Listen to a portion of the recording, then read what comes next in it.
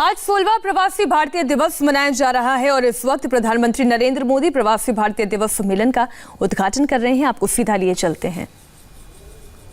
लेकिन हम सभी का मन हमेशा से मां भारती से जुड़ा है, एक दूसरे के प्रति अपनत्व से जुड़ा है। फ्रेंड्स, दुनिया भर में मां भारती का गौरव बढ़ाने वाले आप सभी साथियों को हर साल प्रवासी भारतीय सम्मान देने की परंपरा है। भारत रत्न स्वर्गीय अटल बिहारी वाजपेयी जी के मार्गदर्शन में जो यात्रा शुरू हुई, उसमें अभी तक 60 अलग अलग देशों में रहे करीब 240 महानुभावों को ये सम्मान दिया जा चुका है। इस बार भी इसकी घोषणा की जाएगी। इसी तरह दुनिया भर से हजारों साथियों ने भारत को जानिए क्विज कंपटीशन में हिस्सा लिया है।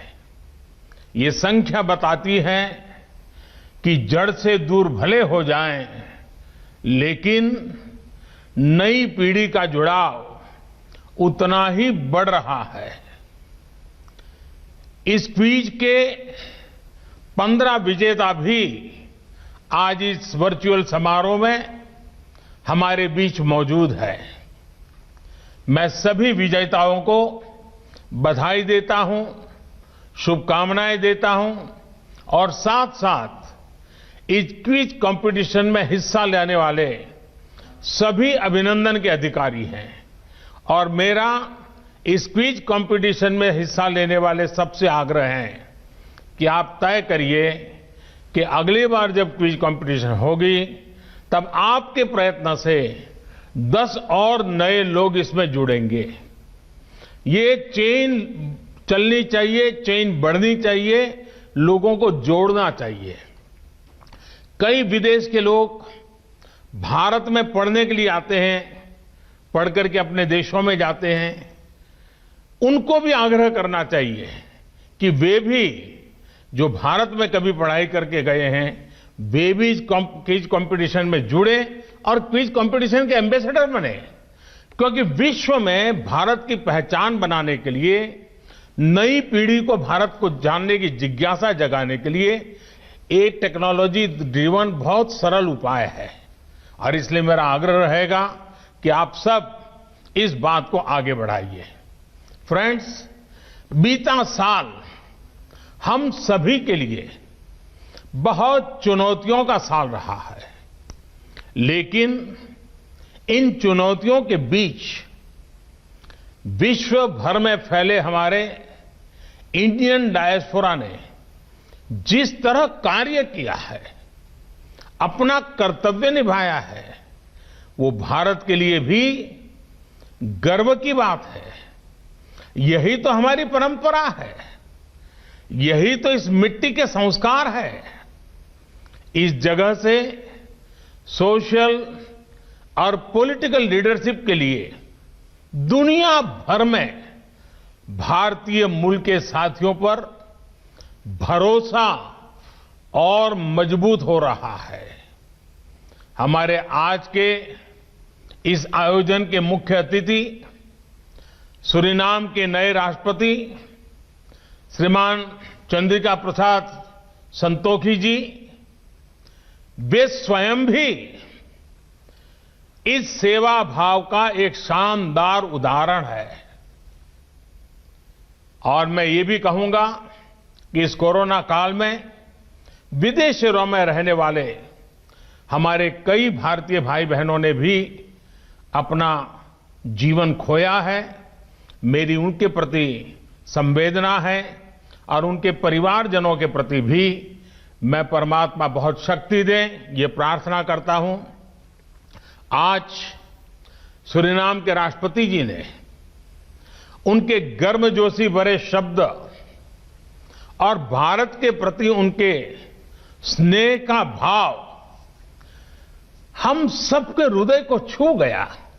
उनके एक शब्द में, हर एक भाव में भारत के प्रति का जो उनका अहोभाव था वो प्रवाहित हो रहा था, प्रकट हो रहा था और हमें प्रेरित कर रहा था। उनकी तरह मैं भी आशा करता हूं कि हम शीघ्र ही मिलेंगे और हमें भारत में सूरीनाम के राष्ट्रपति जी का भव्य स्वागत करने का अवसर भी मिलेगा। बीते वर्ष में प्रवासी भारतीयों ने हर क्षेत्र में अपनी पहचान को और मजबूत किया है। साथियों, मेरी बीते महीनों में दुनिया के अनेक हेड्स ऑफ द स्टेट से चर्चा हुई है। स्टेट हेड्स ने इस बात का विशेष तौर पर जिक्र किया कि कैसे उनके देश में प्रवासी भारतीय डॉक्टर्स, पैरामेडिक्स और सामान्य भारतीय नागरिकों द्वारा किस प्रकार से सेवा हुई है। चाहे मंदिर हो, चाहे हमारे गुरुद्वारे हो, चाहे लंगर की हमारी महान परंपरा हो, हमारी अनेक छोटे मोटे सामाजिक, सांस्कृतिक, धार्मिक संगठनों ने सेवा भाव में अगुवाई की है और हर नागरिक की सेवा करने का काम इस कठिन परिस्थिति में भी किया है। ये दुनिया के हर देश में जब मुझे सुनने को मिलता है, कितना गर्व होता है। और आप अंदाज लगा सकते हैं, जब फोन पर मैं आपकी प्रशंसा सुनता था और दुनिया के हर नेता काफी समय आप ही के गुणगान करता था, और ये बात जब मैं हमारे साथियों से बांटता था, हर किसी का मन खुशियों से भर जाता था, गौरव होता था। आपके ये संस्कार दुनिया के हर कोने में उजागर हो रहे हैं। कौन भारतीय होगा जिसको अच्छा न लगता होगा। आप सभी ने जहां आप रह रहे हैं वहां ही नहीं बल्कि भारत में, भारत की कोविड से चल रही लड़ाई में भी हर प्रकार से सहयोग किया है। पीएम केयर्स में आपने जो योगदान दिया वो भारत में हेल्थ इंफ्रा, उसको सशक्त करने में काम आ रहा है। इसके लिए मैं आप सभी का आभार व्यक्त करता हूं। साथियों, भारत के महान संत और दार्शनिक संत तिरुवल्लुवर ने दुनिया के सबसे प्राचीनतम भाषा, और ये हम गर्व से कहना चाहिए, दुनिया की सबसे प्राचीनतम भाषा तमिल, उस तमिल भाषा में संत तिरुवल्लुवर जी ने कहा है, केयडरियाक केट्ट इड्डुतम वंड्रगुंडा नांडेन्प नाटिन तलई। इसका भाव है कि दुनिया की सर्वश्रेष्ठ भूमि वो है जो अपने विरोधियों से बुराइयां नहीं सीखती और जो अगर कभी कष्ट में भी आई तो दूसरों के कल्याण में कोई कमी नहीं करती। साथियों, आप सबने इस मंत्र को जी करके दिखाया है। हमारे भारत की हमेशा यही विशेषता रही है। शांति का समय हो या संकट का, हम भारतीयों ने हर परिस्थिति का हमेशा डट करके मुकाबला किया है। इस वजह से इस महान भूमि को लेकर एक अलग व्यवहार हमने देखा है। जब भारत ने कॉलोनियलिज्म के विरुद्ध मोर्चा खोला तो दुनिया के अनेक देशों में आजादी के संघर्ष के लिए ये प्रेरणा बन गया।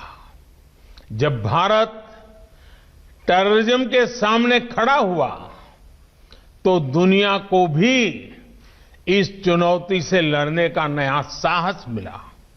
साथियों, भारत आज करप्शन को खत्म करने के लिए टेक्नोलॉजी का ज्यादा से ज्यादा इस्तेमाल कर रहा है। लाखों करोड़ों रुपए जो पहले तमाम कमियों की वजह से गलत हाथों में पहुंच जाते थे, वो आज सीधे लाभार्थी के बैंक खाते में पहुंच रहे हैं। आपने देखा होगा, भारत ने जो नई व्यवस्थाएं विकसित की हैं, उनकी कोरोना के इस समय में वैश्विक संस्थाओं ने भी भूरी भूरी प्रशंसा की है। आधुनिक टेक्नोलॉजी से गरीब को एम्पावर करने का जो अभियान आज भारत में चल रहा है, उसकी चर्चा विश्व के हर कोने में है, हर स्तर पर है। भाइयों और बहनों, हमने दिखाया है कि रिन्यूएबल एनर्जी के मामले में डेवलपिंग वर्ल्ड का कोई देश भी लीड ले सकता है।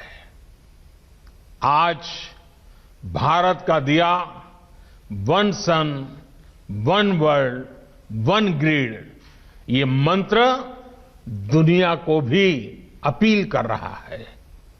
साथियों, भारत का इतिहास गवाह है कि भारत के सामर्थ्य, भारतीयों के सामर्थ्य को लेकर जब भी किसी ने आशंका जताई, सारी आशंकाएं गलत साबित हुई है।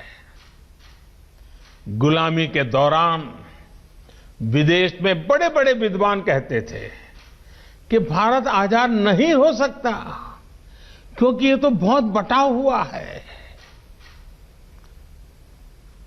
वो आशंकाएं गलत साबित हुई और हमने आजादी पाई। साथियों, जब भारत को आजादी मिली तो ये भी कहा गया कि इतना गरीब और इतना कम पढ़ा लिखा भारत, ये भारत तो टूट जाएगा, बिखर जाएगा, डेमोक्रेसी तो यहां असंभव है। आज की सच्चाई यही है कि भारत एकजुट भी है और दुनिया में डेमोक्रेसी अगर सबसे मजबूत है, वाइब्रेंट है, जीवंत है, तो वो भारत ही है। भाइयों और बहनों, आजादी के बाद ही दशकों तक ये नैरेटिव भी चला कि भारत गरीब, अशिक्षित है, इसलिए साइंस और टेक्नोलॉजी में इन्वेस्टमेंट की संभावनाएं कम आंकी गई। आज भारत का स्पेस प्रोग्राम, हमारा टेक स्टार्टअप इकोसिस्टम दुनिया में अग्रणी है। कोविड की चुनौती के साल में भी कई नए यूनिकॉर्न्स और सैकड़ों नए टेक स्टार्टअप्स भारत से ही निकल करके आए हैं।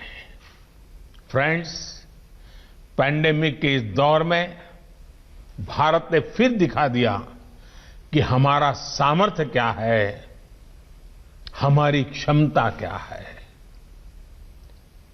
इतना बड़ा देश, डेमोक्रेटिक देश, जिस एकजुटता के साथ खड़ा हुआ, उसकी मिसाल दुनिया में नहीं है।